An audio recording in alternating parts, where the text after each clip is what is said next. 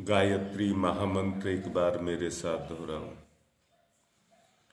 ओम भूर्भुवः स्वः तस्य वितुर्वरेण्यं भर्गो देवस्य धीमहि धियो यो नः प्रचोदयात्। कर्म के बारे में आप सबको समझाया जा रहा है। भगवान ने इस दुनिया में जितना अपनत्व यानी कि अपना तत्व यानी कि जीव जो इस दुनिया में पैदा किए हैं, उनकी पूर्ति के लिए इस जीव को व्यस्त रखने के लिए उसने कर्म को बनाया। जीवन कर्म साध्य है, अर्थात जीवन कर्म से सधता है, परंतु अंदर से इंसान का स्वभाव बचने का हो गया है। वो कर्म से बचना चाहता है। दूसरी तरफ एक बात और कहूंगा, वो कर्म से बचना ही नहीं चाहता, कुकर्म करना चाहता है, बुरा करना चाहता है। उसको बुरे में अच्छा लगता है। यहां क्या कहना चाहता हूं कि उसकी अंदर की जो रुचि है वो अच्छा करने में नहीं है, बुरा करने में उसकी रुचि है। एक बात कहना चाहूंगा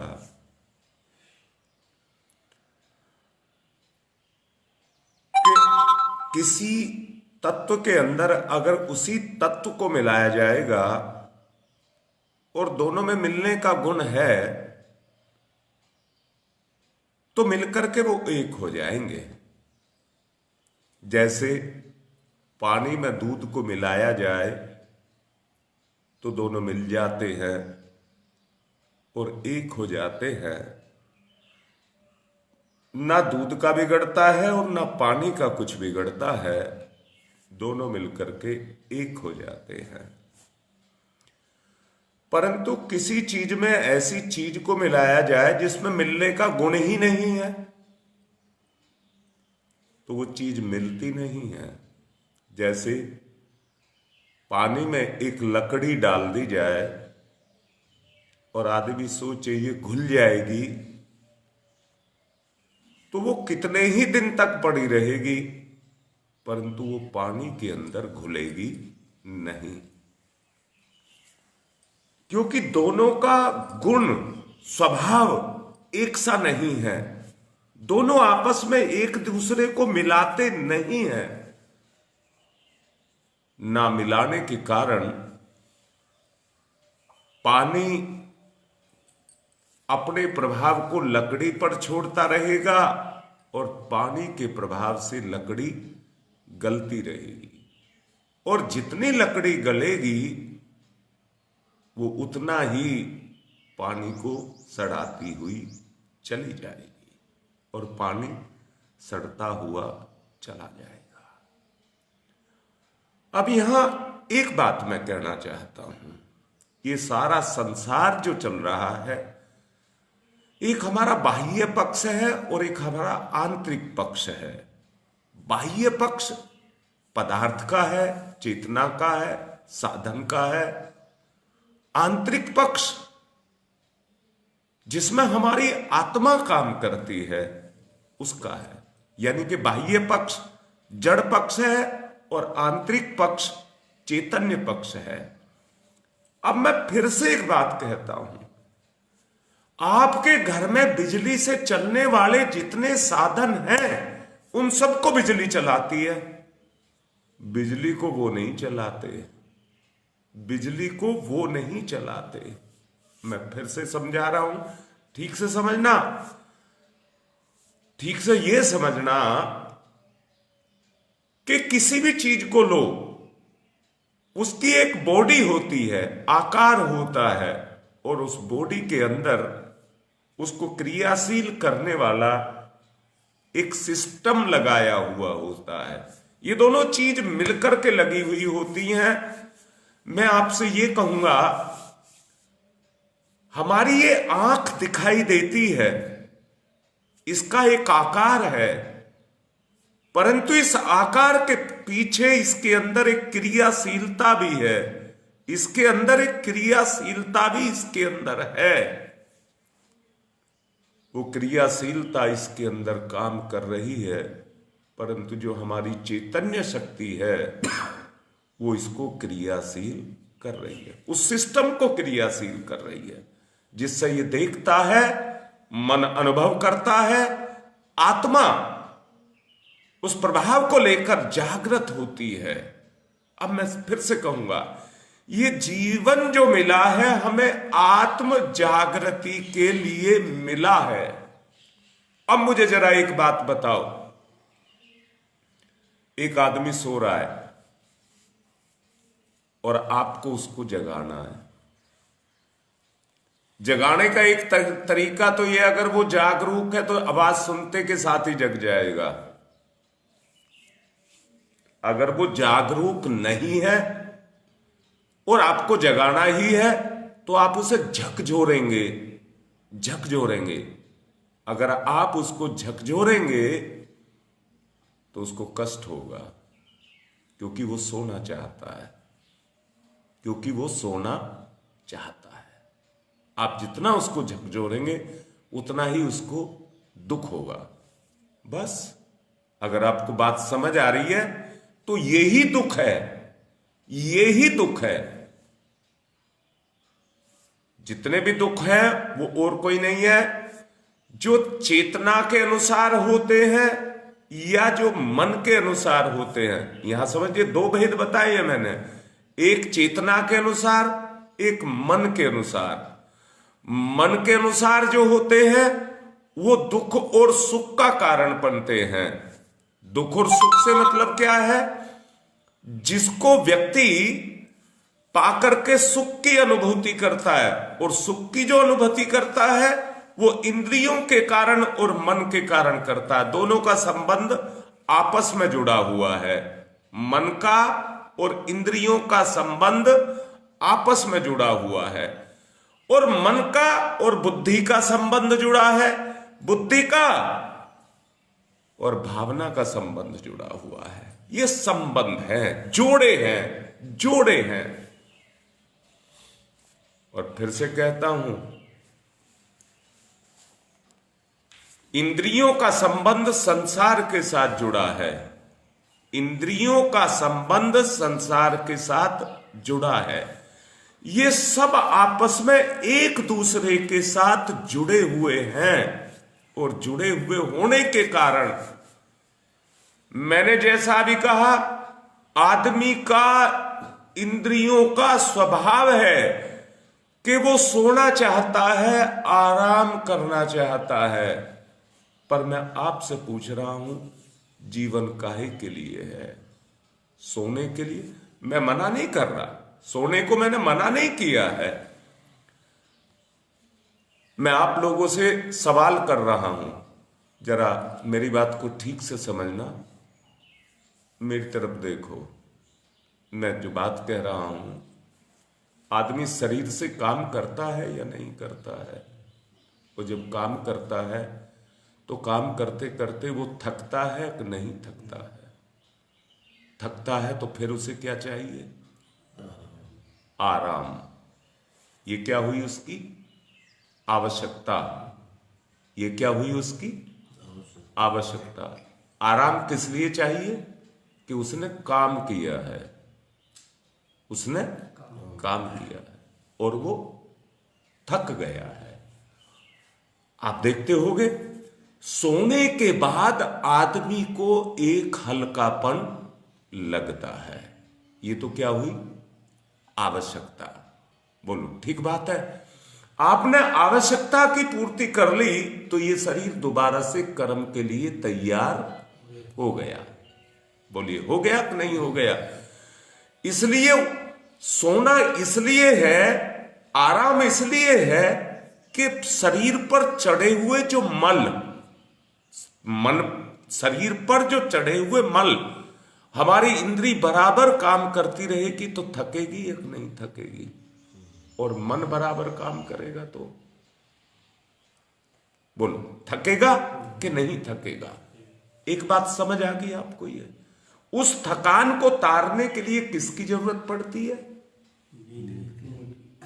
आराम की, नींद की। ठीक है बात समझ?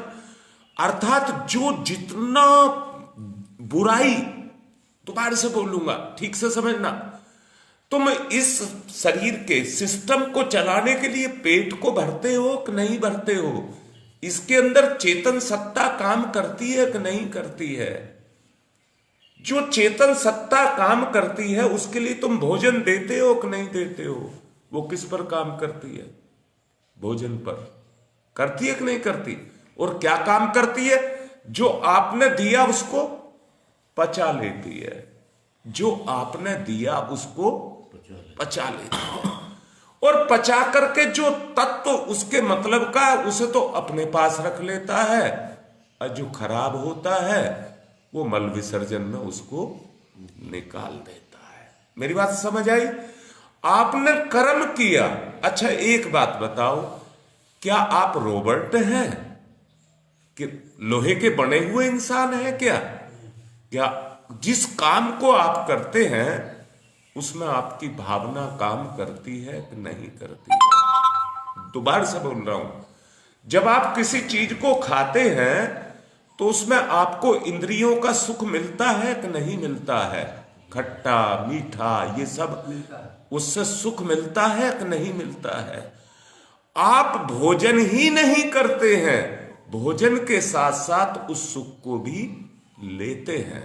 बोलिए लेते हैं कि नहीं लेते हैं? वो सुख आप लेते हैं, परंतु हर चीज की एक सीमा है। ये जो अंतरात्मा है, जैसे पेट ने भोजन को खाया और खाने के बाद उसको पचाया, जो उसमें से रस निकला वो तो अपने पास रख लिया, और जो मल था वो बाहर फेंक दिया। अब ईमानदारी से सुनना, इस सब काम के पीछे हमारा मन और इंद्रियां काम करती हैं कि नहीं करती हैं? जो भी आप काम करते हैं, अभी आप ये सोच रहे हैं हमारी जिम्मेदारी है, अभी प्रोग्राम देने जाएंगे, ये सब काम करेंगे, तो ये हमारा मन बोल रहा है कि नहीं बोल रहा? और मन के साथ में आत्मा भी बोल रही है कि नहीं बोल रही? बोलो दोनों का संबंध है कि नहीं है? अभी मैंने आप लोगों से पूछा, बेटा तुम्हारा शरीर काम करते हुए थक जाता है, पर शरीर के पीछे मन काम नहीं करता है क्या? करता है ना मन काम। अब आप ईमानदारी से देखना, जो लोभी व्यक्ति है वो लोभ के लिए अपने मन की पूरी ताकत लगाता रहता है। भोगी व्यक्ति भोग के लिए अपनी पूरी ताकत लगाता रहता है। ठीक कह रहा हूं ना? अब आप एक बात बताओ, ये दीवार है, इस दीवार को खिसकाने के लिए आप ताकत लगाएं, परंतु आपकी ताकत से ये दीवार ना खिसके और हर वक्त एक टीस, एक तड़फन आपके ऊपर काम करती रहे, आपके मन पर, कि मुझे तो ये दीवार हटानी है, और रात दिन आप उस पर लगे रहे, तो आपका मन थकेगा कि नहीं थकेगा? मैंने कहा है आप भोजन करते हैं, उसकी आवश्यकता है, ईश्वर का बनाया गया विधान है। उस आवश्यकता की पूर्ति के लिए आप भोजन करते हैं और उस पर आपकी चेतना काम करती है।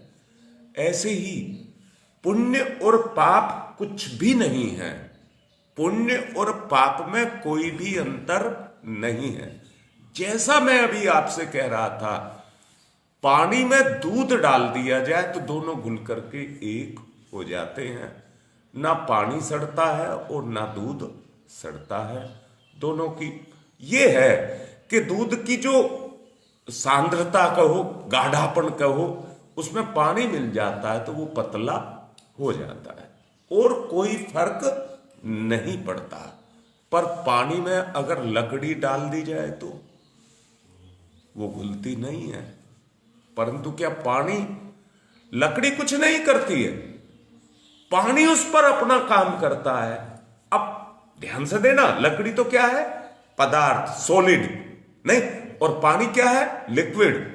वो पानी उसके ऊपर काम करता है, उसकी सतह पर काम करता है। जब पानी काम करता है तो वो लकड़ी को गलाता रहता है, और लकड़ी गलती है तो जो इतनी गलती है वो उसके अंदर घुलती रहती है, और पानी कैसा होता रहता है, सड़ जाता है, सड़ता रहता है। ऐसे ही हमारी चेतना भौतिक संसार के ऊपर काम करती है। ये सिद्धांत है। ये क्या है, सिद्धांत। मैंने अभी कहा, सच को देखो, जितने भी बिजली से चलने वाले साधन हैं उनमें बिजली आकर के काम करती है तो वो साधन काम करता है। अब साधन बिजली पर काम करने लग जाए तो नहीं चलेगा, नहीं चलेगा। किस पर चलेगा? अब मैं एक बात और कह रहा हूं, अगर कोई साधन बिजली से चलता है और उसको जाम हो जाए तो बिजली जोर लगाएगी या नहीं लगाएगी? परंतु यहां एक बात कहता हूं, बिजली पर जोर तो पड़ेगा पर साधन का बेड़ा गर्क हो जाएगा। बोलिए, बात मेरी ठीक लग रही है कि नहीं लग रही? मैं फिर से कह रहा हूं, इस दुनिया में कोई पाप और पुण्य नहीं है। पाप और पुण्य का निर्धारण इस बात पर है कि आपने अपने तंत्र के अंदर क्या डाला है, क्या डाला है। जो आपने डाला है वो तंत्र के अनुकूल है तो वो पुण्य। दोबारा से समझो, आप पेट को पौष्टिक भोजन दे रहे हैं और इसमें जो चेतन सत्ता काम कर रही है वो अपने काम को बराबर कर रही है। अब मैं फिर से कहूंगा, अच्छा बताओ, सूअर क्या खाता है? गंदगी। सूअर क्या खाता है? गंदगी। और हम क्या खाते हैं? हम तो साफ सुथरा खाते हैं, पर सूअर कहता है वही साफ सुथरा है मेरे लिए। सूअर वही कहता है कि मेरे लिए वो साफ सुथरा है। मैंने एक प्रवचन में पीछे समझाया था, सूअर के शरीर पर सबसे ज्यादा चर्बी होती है और खाता क्या है? वो चर्बी, वो फैटी चीज खाता है क्या? वो तो गंदगी खाता है। पर ईश्वर ने उसके अंदर एक ऐसी ग्रंथि लगा करके रखी है कि जिस गंदगी को वो खाता है वो ग्रंथि उससे उसके लिए चर्बी का निर्माण करती है और उसके शरीर पर वो चर्बी चढ़ती जाती है। देखिए, मैं समझाने के लिए इस बात को कह रहा हूं कि प्रकृति ने उसके शरीर को उस रूप में बनाया है और वो उस रूप में बनाने के कारण वैसे अपने कर्म को करता हुआ चला जाता है और उसे कोई फर्क नहीं पड़ता। अब मैं ये कह रहा हूं, सूअर के भोजन को अगर इंसान करने लग जाए, मैं कहूं इंसान नहीं, जानवरों को भी आप दूसरों को कराने लग जाए और वो उस भोजन को करने लग जाए तो उनका जीवन बर्बाद, शरीर बर्बाद हो जाएगा कि नहीं होगा? शरीर बर्बाद होगा। मैंने भी कहा, इंद्री भोग करती है तो उसके साथ उसका मन जुड़ा हुआ होता है, परंतु जो रस उसको आता है, समझ आ रही है किसको आता है? मन को। उसका प्रभाव आपकी चेतना पर जाकर के पड़ता है कि नहीं पड़ता है? वो चैतन्य में वो प्रभाव संस्कार के रूप में, प्रभाव के रूप में, मैं फिर से कहता हूं, आप लोगों को आदत पड़ती है कि नहीं पड़ती है? पड़ती है ना? वो आदत ऐसे नहीं पड़ती है। अच्छा बताओ, कोई व्यक्ति शराबी है या नशा करने वाला है तो क्या वो जन्म से नशा करता है? कहीं से तो उसकी शुरुआत हुई होगी। कोई तो पहला दिन रहा होगा जब उसने पहली बार नशा किया होगा। बोलिए, कोई तो दिन ऐसा रहा होगा जहां से उसने शुरुआत को की। उसकी चेतना ने एक साथ स्वीकार नहीं किया होगा पर कुछ स्वीकार किया होगा, उसको कुछ अच्छा लगा होगा, वो अच्छे का रस उसके अंदर जगा। कहां जगा? उसकी चेतना में जगा और वो अच्छे का रस जगा। उसने उसको अच्छा मान लिया और मानने के कारण अब उसकी अंदर से वृत्ति जगने लग गई, अब वो उसकी आवश्यकता बन गई। बोलो, शराबी की आवश्यकता शराब है कि नहीं है? अब मैं दूसरी बात कहता हूं, नशे की खुमारी उसके मन पर बराबर, मेरी बात को बहुत शब्दों को पकड़ लेना, नशे की खुमारी उसके मन पर अपने काम को करती रहती है। बोलिए, करती रहती है कि नहीं? और उसकी इच्छा किसकी होती रहती है? कि मुझे कहीं से पीने के लिए शराब मिल जाए। अब वो क्या करता है? उसी को ढूंढता रहता है, उसी को ढूंढता रहता है। अब मैं फिर से कह रहा हूं, क्या इसकी कोई सीमा है? व्यक्ति ने शराब पी ली और उसको नशा चढ़ा हुआ है, फिर भी उसकी सोच किस में रहती है? मुझको ये चीज और मिल जाए। चलिए, मैंने तो ये तो नशे की बात कही, नशे को तो बुरा मानते हैं ना, परंतु कौन जानता है कि आप लोभ करते हैं? बताओ, कौन जानता है? नहीं जानता ना। नशा तो दिखता है, उस नशे में तो आदमी बदहवास हो जाता है, अपने हाव भाव को खो बैठता है। मेरी बात समझ आ रही है? परंतु लोभ एक ऐसी चीज है, वासना एक ऐसी चीज है, भोग एक ऐसी चीज है जो हमारी चेतना पर निरंतर काम करती रहती है। बोलिए, इतनी बात समझ आ रही है? अच्छा, मैं पूछता हूं, मैंने कहा भोग कहा, मैंने कहा वासना कहा, मैंने लोभ कहा, मैंने अहंकार कहा, ये क्या हमारा स्वाभाविक गुण है? नहीं है ना। और हम कर रहे हैं उस काम को, और वो बराबर हमारे ऊपर काम कर रहा है। कहां कर रहा है? मन पर। आपका शरीर थकता है तो आप सोते हैं। आपने ऐसे आदमी देखे हैं जिनको नींद ही नहीं आती? नहीं, ऐसे भी आदमी हैं, हां, जिनको तनाव पैदा हो जाता है। वो बाहर से नहीं दिखते हैं, उनको इतना तनाव पैदा अंदर ही अंदर पैदा होता रहता है। मुझे तो बस ये चाहिए, मुझे बस ये चाहिए, मुझे ये चाहिए। और वो क्या है? लोभ, मोह, अहंकार, भोग, वासना, तृष्णा, ये चीजें हैं जो किस पर काम करती हैं? हमारे मन के ऊपर काम करती हैं। ठीक है बात समझ?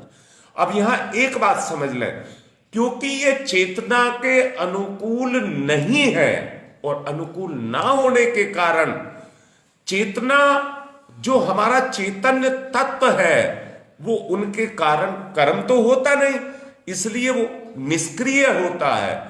कर्म ना होने के कारण वो निष्क्रिय होता है, और निष्क्रिय होने के कारण वो क्या करता है? हमारी चेतना को क्या करता है? प्रभावित करता रहता है। हमारी चेतना को प्रभावित करता रहता है। बोलिए, करता है कि नहीं करता? बैठ जाओ। जिसको तनाव हो गया और उसके मन को, मैं फिर से पूछ रहा हूं, जरा सवाल का जवाब दो। मैं ये कह रहा हूं, जब आदमी सोता है तो उसका शरीर ही हल्का होता है या उसका मन भी हल्का होता है? दोनों होते ना।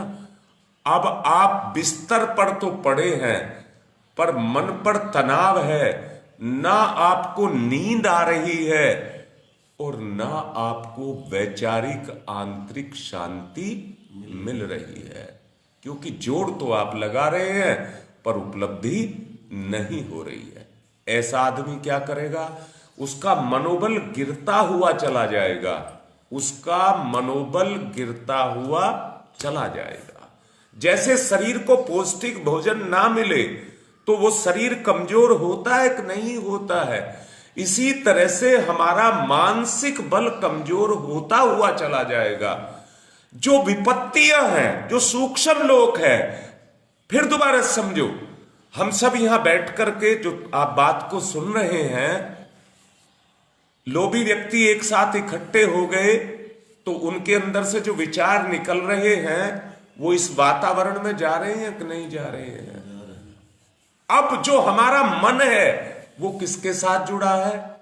सूक्ष्म के साथ जुड़ा है, और वो उसमें से खींचता है। जैसे आप, ये फोन चल रहा है, ये मुझे देख रहा है, जैसा मैं बोल रहा हूं वैसी प्रतिक्रिया कर रहा है, ऐसे ही हमारा मन भी अंदर से प्रतिक्रिया करता है। और वायुमंडल में कहिए या इस पोले ब्रह्मांड में कहिए, जो उस तरह के तत्व हैं वो उनको अपनी तरफ आकर्षित करता है। इतनी बात समझ आई। वो प्रभाव के रूप में आपने किया तो एक था, बहुत बहुत प्यार से कह रहा हूं, तुम मुझे बताओ, तुम एक बीज बो करके खेत में आते हो कि नहीं आते? और जब फसल काट करके लाते हो तो बहुत सारी लाते हो कि नहीं लाते? तुमने एक लोभ का बीज बोया तो तुरंत ब्रह्मांड से बहुत सारे सोच उस तरह की जो समान धर्मी है वो उसके साथ आकर के मिल गई। इस खेती के लिए तो 90 दिन 120 दिन लगते हैं, परंतु ये सोच की खेती ऐसी है कि तुरंत अपने फलों को पैदा करने लगे। अंदर से देखो, अंदर से देखो। मैं फिर से कह रहा हूं, आप खेत में काम कर रहे हैं, काम तो हाथ से कर रहे हैं, शरीर से कर रहे हैं। मन क्या वही काम कर रहा है जो आप कर रहे हैं? मन तो कहीं कहीं कहीं कहीं कुछ कुछ करता रहता। और एक बात बताता हूं, आप साइकिल चलाओ, आप स्कूटर चलाओ, या कोई आप दूसरा कोई ऐसा काम करो जिसमें जितने, या मैं कहूं आप माला का जप करो, माला का जप करो। और बहुत अच्छे से समझा रहा हूं, जब आदमी को जम्भाइयां आने लग जाती है, अंदर से शरीर टूटने लग जाता है, तो विरोधी तत्व पैदा हो जाते हैं। उसमें चेतना रमती नहीं है, उसमें वो रमना शब्द मैंने जो बोला है कि दोनों मिलकर के एक हो जाए, वो नहीं हो पाता है। उसमें विरोधी तत्व पैदा हो जाने के कारण आप शरीर से तो कर रहे हैं जब, मुंह से ले रहे हैं जब, भाई मन आपका कहीं जा रहा है, वहां एकाग्रता पैदा नहीं होती है। दोबारा से बोल रहा हूं, जिस खाने को खाते हैं और आपको उसमें रस आता है तो इधर उधर का विचार नहीं आता है, आप पूरा मन लगा करके उस भोजन को करते हैं। करते कि नहीं करते? अब मैंने कहा, अभी आपसे लकड़ी और पानी का उदाहरण देकर के कहा, लकड़ी को पानी में डाला गया, लकड़ी घुलेगी नहीं, गलेगी, गलेगी तो सड़ेगी, सड़ेगी तो पानी को भी सड़ाएगी, दोनों सड़ेंगी, दोनों सड़ेंगी। अब मैं फिर से कह रहा हूं, क्या इस दुनिया के अंदर कुछ ऐसे तत्व नहीं है जो ईश्वरीय तत्व हैं? बताओ, दुनिया में ईश्वर नहीं है? शास्त्रों कहते हैं जर्रे जर्रे में ईश्वर समाया हुआ है, पर हमें तो जर्रे जर्रे में लोभ भोग दिखाई देते हैं। बोलो, बात सही है कि नहीं है? तो अब मैं पूछ रहा हूं, ईश्वर की सृष्टि खराब हो गई या संसार का वातावरण खराब हो गया? दोनों को देखना पड़ेगा। देखना पड़ेगा कि नहीं देखना पड़ेगा?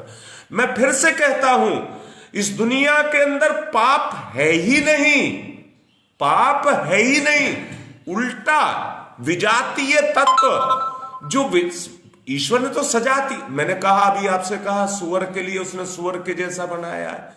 अगर हम उन तत्वों को बताओ, भांग को कौन खाता है? इंसान खाता है क्या? कोई भी नहीं खाता। अगर उसकी जरूरत पड़ती है तो दवाई में जरूरत पड़ती है। प्रकृति ने उसको किसी चीज को भी बेकार पैदा नहीं किया है।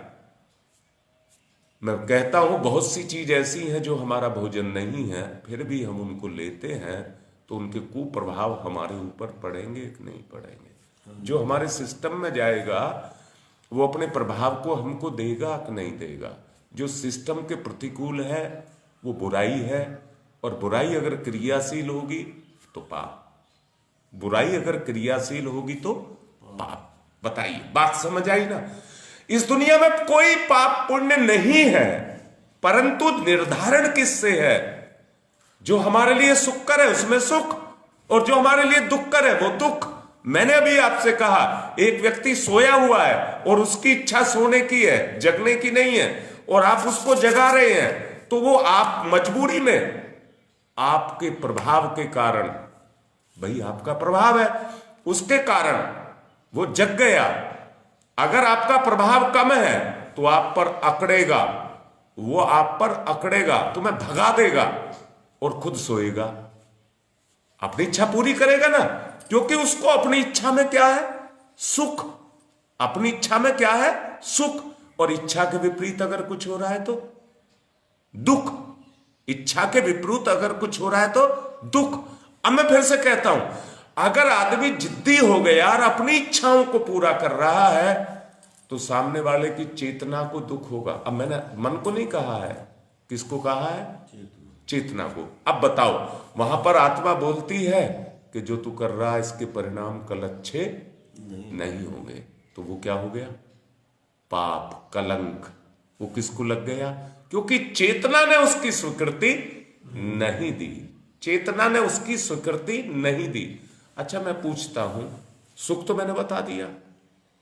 सुख किसका भोजन है? मन का। मन का।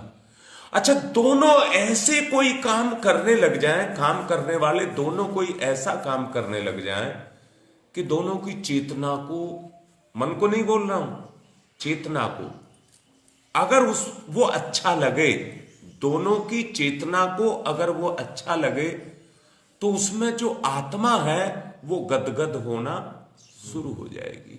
उसको क्या कहते हैं? आनंद। उसको क्या कहते हैं? आनंद।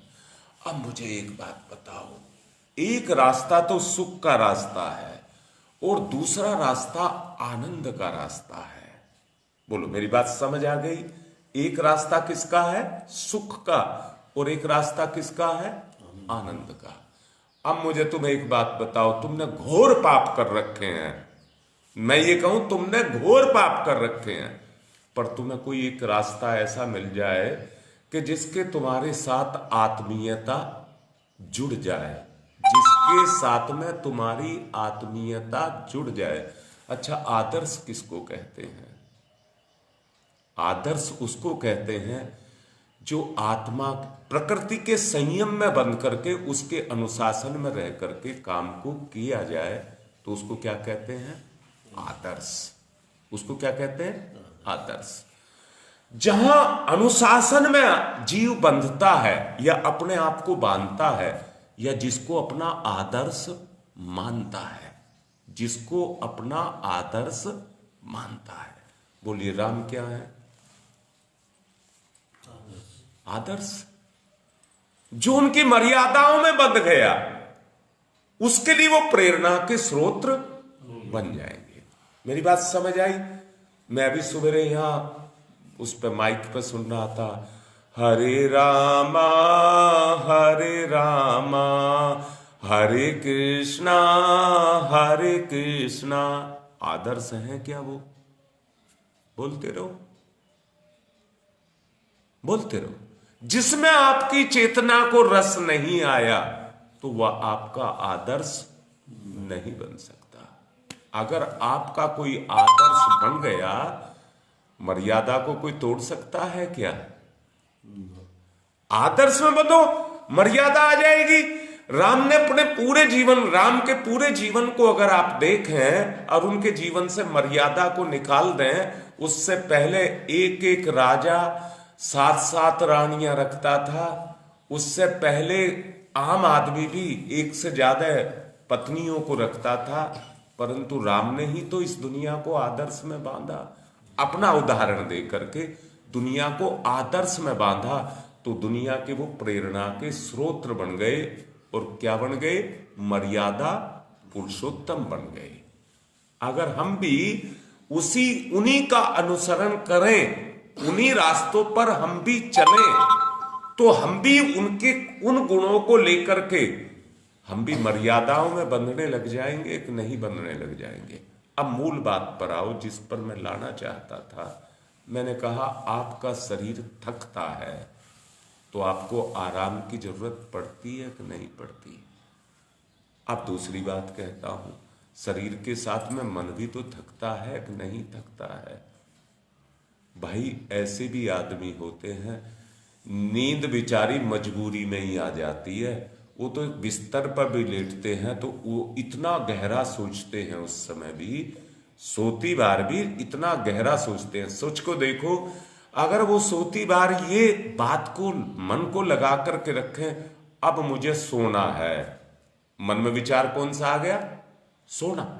तो ऊपर से विचारों को किसको खींचेगा? सोने को। तो भगवान से, आत्मा से क्या कहेगा? मुझे सुला दे, मैं अब सोना चाहता हूं।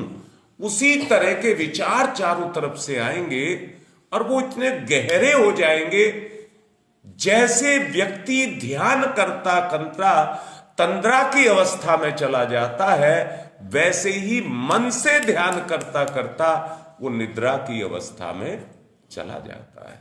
और जब गहरा सोता है तो मन की गहराइयों में, उथला सोता है तो उथले, और गहरा सोता है तो गहरे, जो छुपे हुए उसके अंदर थकान है, वो थकान बाहर निकल जाती हैं। जैसे मल विसर्जन करने के बाद पेट खाली हो जाता है और फिर से भोजन लेने के लिए तैयार हो जाता है। यहां मैं समझाने के लिए क्या समझाना चाहता हूं, 24 घंटे का निरीक्षण परीक्षण करके देखिए कि 24 घंटे में आपने कितने अच्छे और कितने बुरे कर्म किए हैं। अच्छों को तो आत्मा के साथ रखिए और बुरों को बाहर निकालिए। बोलो, सवेरे उठ करके आप जितने मल शरीर के हैं, नाक भी साफ करते हैं, शरीर भी साफ करते हैं, मुंह भी साफ करते हैं, पेट भी साफ करते हैं, जहां गंदगी है उसको बाहर निकालते हो कि नहीं निकालते हो? मन की गंदगी को अगर नहीं निकाला गया तो ये शरीर के अंदर, चेतना के अंदर, शरीर के अंदर नहीं, विचार तो चेतना के अंदर होता है ना, वो वहां पर सड़ता रहेगा क्योंकि अनुकूल नहीं है। आत्मा उसको खा नहीं रही, ले नहीं रही। जो आत्मा के, बताओ, जिनको आत्मा स्वीकार नहीं करती, मजबूरी में वो उसको लेने पड़ते हैं, तो आत्मा उनको पचाती नहीं है। नहीं पचाती है तो वो कर्म पड़े रहते हैं। और पड़े हुए कर्म, जैसे लकड़ी को कहा, लकड़ी कोई पाप थोड़ा ही है, लकड़ी कोई बुरी है क्या? उसका भी तो अपना जीवन है। वो उस तत्व में आकर के सड़ने लग जाती है। ऐसे ही हमारे अंदर रुके हुए विजातीय विचार हमारे अंदर पड़े रहते हैं, आत्मा उनको स्वीकार नहीं करती है। उनके रस को निकाल करके, आत्मसात करके उनके विकार को बाहर नहीं फेंकती है। तो हम उसके लिए क्या करते हैं? सुबेरे नहा धो करके साधना के रूप में जप करते हैं, साधना के रूप में जप करते हैं। और जप का क्या मतलब है? भाई, कल भगवान हमसे ये गलती हुई, ये गंदे विचार हमारे अंदर आए, तो हम गंदे विचारों को अच्छे विचारों से वहां पर साफ करते हैं। मेरी बात समझ आई? अगर दुनिया में सूरज ना निकलता, सूरज होता, उसका वो कहीं ढका रहता, जैसे आत्मा ढकी हुई है, प्रत्यक्ष नहीं है और अपने काम को कर रही है, तो ये दुनिया सड़ गई होती। परंतु सूरज का प्रभाव बहुत जरूरी था। क्यों जरूरी था?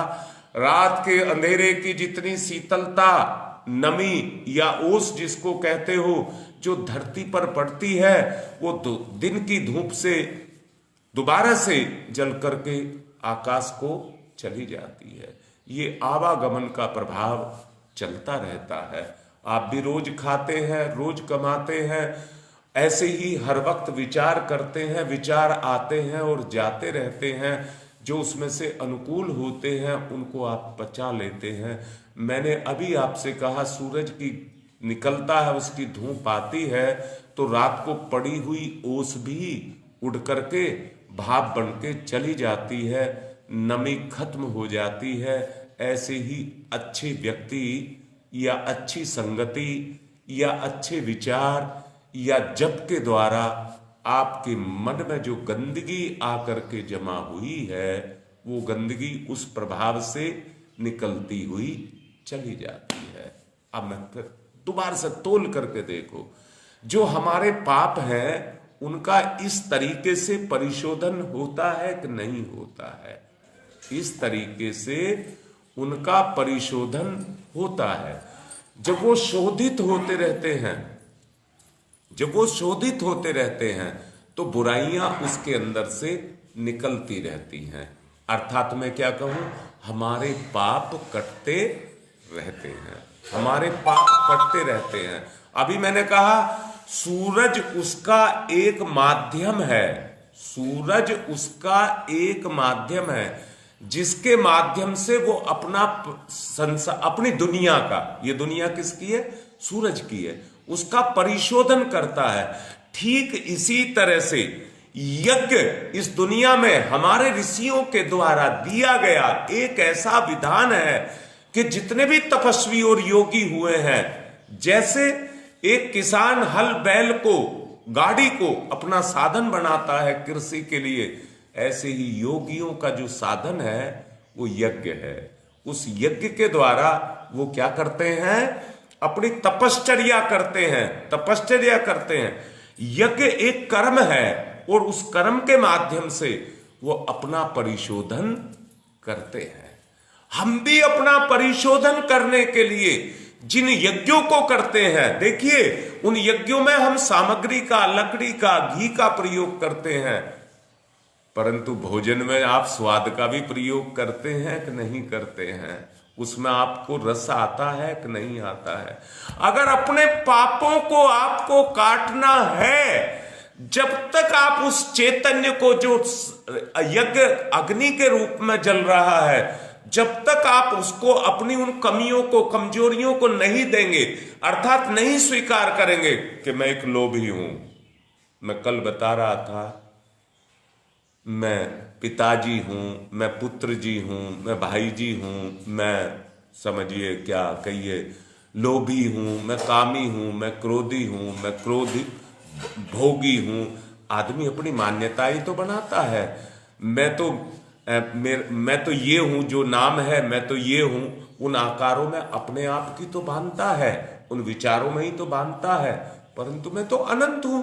इस जन्म में मेरा नाम ये रखा गया है, पहले मैं कुछ और था, उससे पहले मैं कुछ और था। ये तो बदलते रहते हैं, शरीर बदला तो शरीर के साथ स्वरूप बदलते रहे, परंतु मैं तो वही हूं। मूल बात पर मैं आता हूं, एक ही बात कहना चाहता हूं कि हमारा विचार हमारे मन के साथ लगा रहता है, और मन जब कर्म को करता रहता है और उसको आराम नहीं मिलता तो क्या होता है? आप शरीर से काम करते रहें और थक जाएं और फिर भी ना माने तो निढाल हो जाएंगे, और एक समय के बाद शरीर काम करना बंद कर देगा और आप गिर जाएंगे। ऐसे ही मन की अवस्था होती है। जिसके पास में उसका मन है वो अपने मन को आराम ही नहीं देता, आराम ही नहीं देता। और क्यों नहीं देता? क्योंकि जो विकार है, जैसे घर में चूहे हो जाते हैं, अब बिगाड़ लो, उनका क्या बिगाड़ोगे, वो अपना काम करते रहते हैं।